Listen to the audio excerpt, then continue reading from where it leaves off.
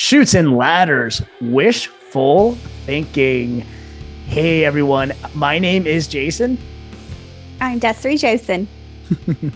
All right, this episode is called Wishful Thinking. What this is storylines that we actually wish to happen for the rest of the year. To preface this, at one point in time, wishful thinking didn't really do anything or go anywhere. However, as we saw with Cody Rhodes getting back into WrestleMania, nowadays, if people voice their opinions via podcast, YouTube, social media, whatever have you, we can actually influence a lot of these different storylines. So these are some of the different storylines that we actually wish to happen for the rest of this year. We'll start off with WWE and then go to AEW. First thing we're actually going to mention, we've actually talked about this in the past, but we definitely just want this to be officially extinguished. The end of Judgment Day. I know you've been calling it this for quite some time. I have too. I think it's enough. Yeah. We've even with the beginning of them, I have never been a fan of them. The only ones I really liked was Rhea. And, now Damien is growing on me, but this whole Dom thing, I'm like, just be done. And then now they're starting to form their own newer version. I'm like, no, let's just disband. And then you just do your own thing. So, yeah. I mean, it's happening, but it's not. I'm with you. And the other thing too, what really kind of just like irks me is I think Finn Balor's unbelievably talented. I think he really should be the main event, but as long as it's with Judgment Day, I just don't see it happening. I think they're trying that with him versus Damien, but no, this storyline has been stagnant. It's time to go. Yeah, I'm over it already. Let's be done. Absolutely. All right, the next one, and as you can see with the back of your photo, this I think it's just a matter of when, not if. It could be at the next PLE or maybe before. This is going to be Randy turning heel and chasing after the title against Cody. Yeah, it just kind of has to happen. I actually, to be honest, I'm going to predict it actually happens at the PLE. Mm-hmm. Yeah, I love this man. I love Randy. I think it's his time to shine again. I know he's always going to be a main event guy and always get a huge pop. So, for this last little bit, it's been Cody's time. Okay, let's tag and it's Randy now. And I know that he is shooting to beat the record with the titles held. Right now he's at 14. It's at 16 with Flair and Cena. So let's give him a belt and, he's going to earn it anyway. And I love Randy when he's a heel. He is just so good at it. And I love him so much. So let's just get this started already because I want to see more of him on TV anyway. Yeah, absolutely. And again, we've mentioned this before. We'll probably continue to mention this. When in doubt, Randy Orton. And when in doubt, Randy Orton, let's just put him in the main event. So I'm actually with you on this. Yeah. And plus he wants to be with Cena, especially when he's retiring. So let's just start the buildup right now for the storyline. Absolutely. And you know what? Just to double down to add this wishful thinking. Yeah. You know what? As much as I love Cody, I think a wishful thinking on this, just the whole thing, have him drop the belt to Randy, have Cena win the Royal Rumble to become the second superstar ever to win 3 Royal Rumbles, main event, Orton versus Cena. Cena wins, and then he retires. He kind of pulls it over us and says, you know what? I'm not going anymore. He'll retire. On the flip end, the second that Cody loses that title, he now chases the other title on the other brand. And I think that would actually be a lot of fun for him to go against Gunther. And I think that'll be fun. Okay. Yeah. Triple H in WWE. You're hearing us loud and clear.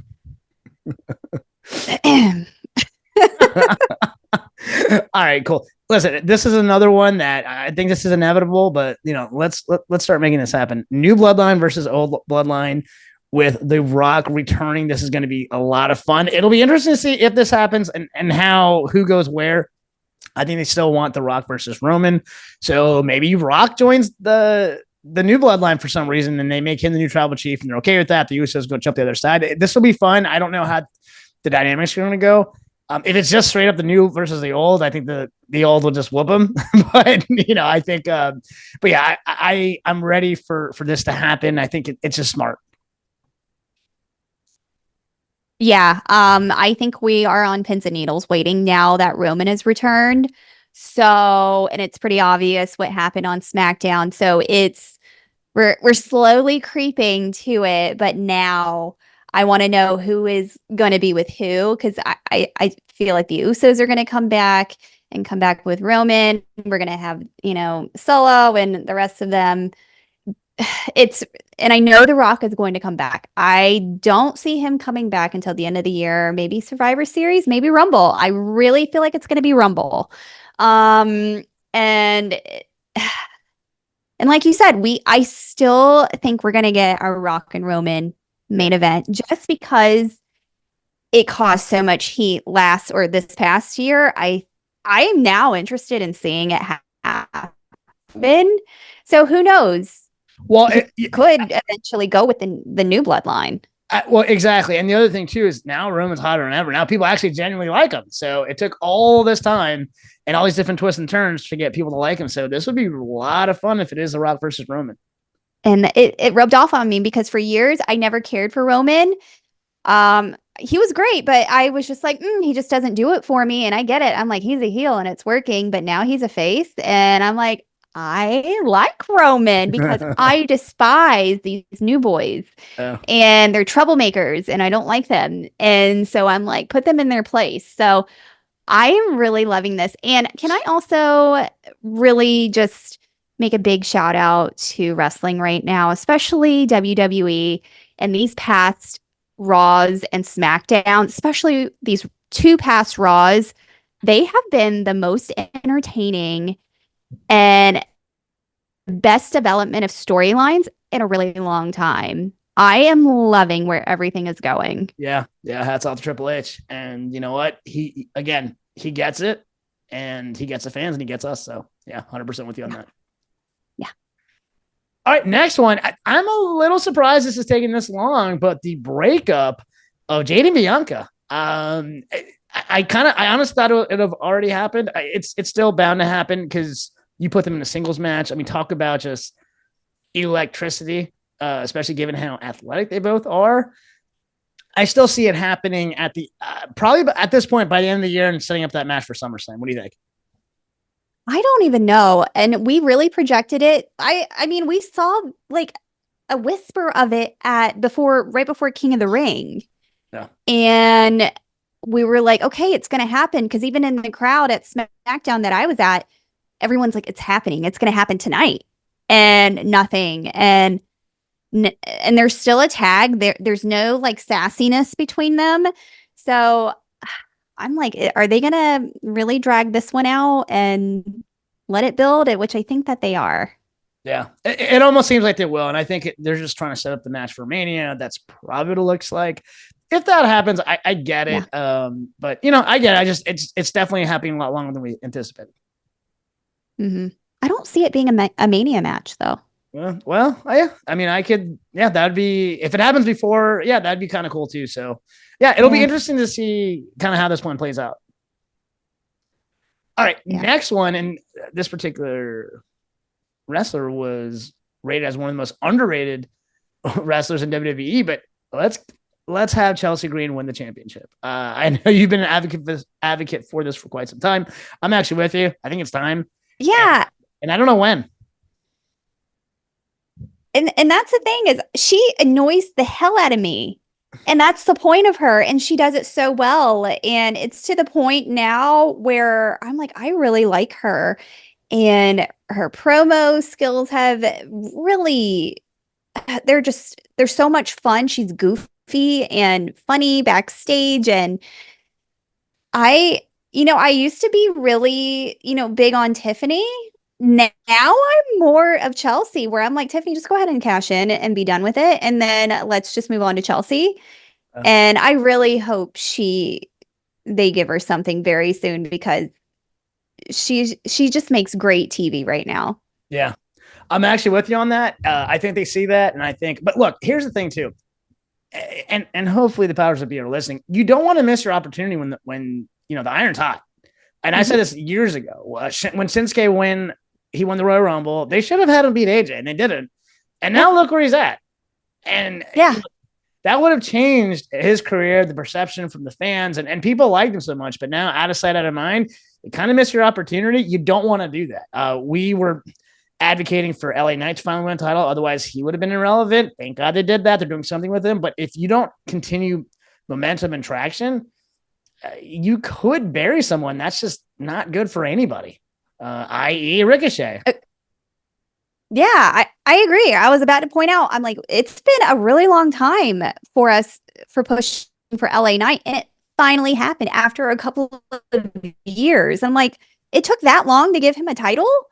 And I mean, I'm fine now, but I'm like, we could have been on this road a year ago and perfectly fine. And the same thing, I'm like, if I get the point of a buildup. However, we get so excited and so involved. And then when it doesn't happen at the time that we really think it's going to happen with this really big pop, even though it's expected, we want it. And then we just get our hopes up. And then it happens another time later on down the line where it's not as exciting. It's more of it's about time. Exactly. And that's 100% my point, especially in wrestling. You have to strike when the iron's hot. Otherwise, that person gets irrelevant, and it's not going to matter when you do decide to give them that push. It's exhausting.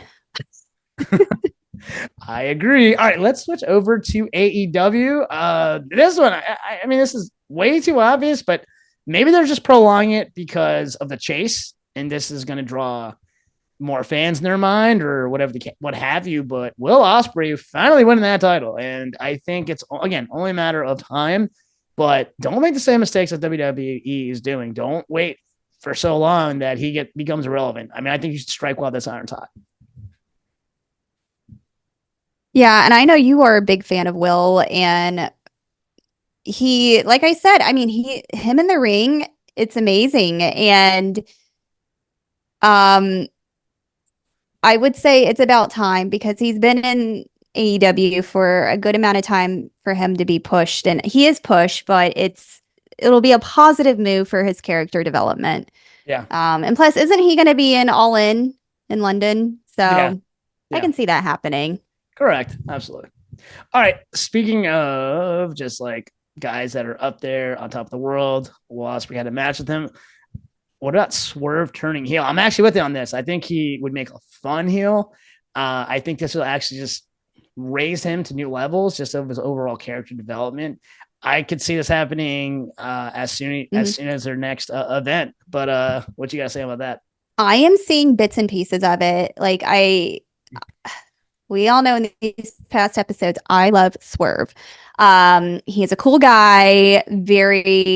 He's the total package.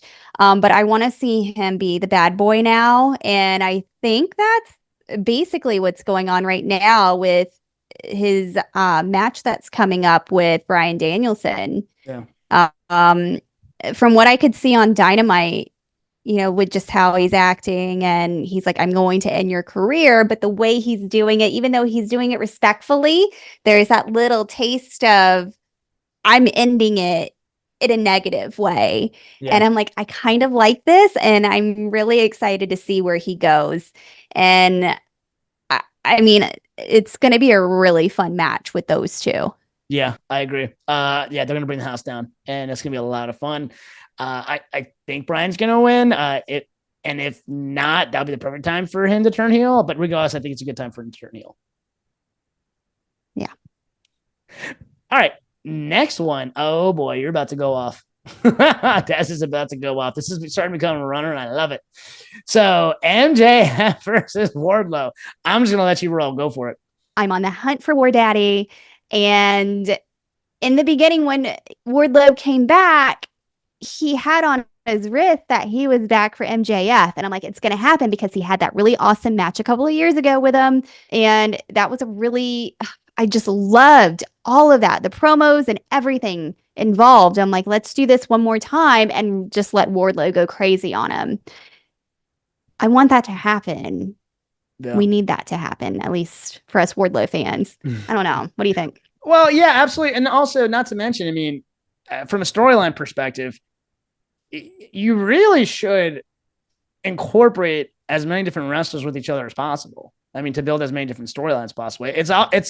It blows my mind how you kind of look back like, wait, why didn't these two guys ever feud or these guys ever feud? And you're basically wasting talent. We had an episode about this, about you're paying some of these guys hundreds of thousands of dollars. And if you're not going to use them right, then why are you paying them? And two, like, then, what does that say about you creatively? So I think this would be a great match, a great feud. And listen, MJF has already made, this would be a perfect opportunity to make Wardlow. Yeah. All right. This one, next thing. This is wishful thinking because I think it would just be such a drop shock. Shane McMahon appearing on AEW. I've heard conflicting reports. One of the things I've actually heard was I think WWE will actually step in and give him basically a role just so he doesn't do it. But tell me why you want to see Shane McMahon on AEW. Why not?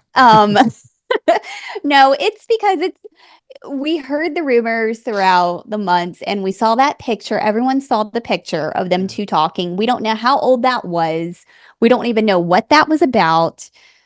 And it gets you thinking, Stephanie has made her appearance now that Triple H is, more involved now. Vince is gone, but then you wonder where's Shane in all of this. And, and then it makes you think back, when they were buying out WCW and he was like, Dad, I was the McMahon that signed. So I'm like, in my head, I'm like, is he going to do AEW? I do see Shane somehow doing something in there. He could hear. I don't know what the storyline would be. I would love to see something with like him and Tony Khan going against this stupid Young Bucks thing and the EVPs. That'll be fun. I don't know. Yeah. What do you think? It would be such drop shock value that I think everyone would probably just,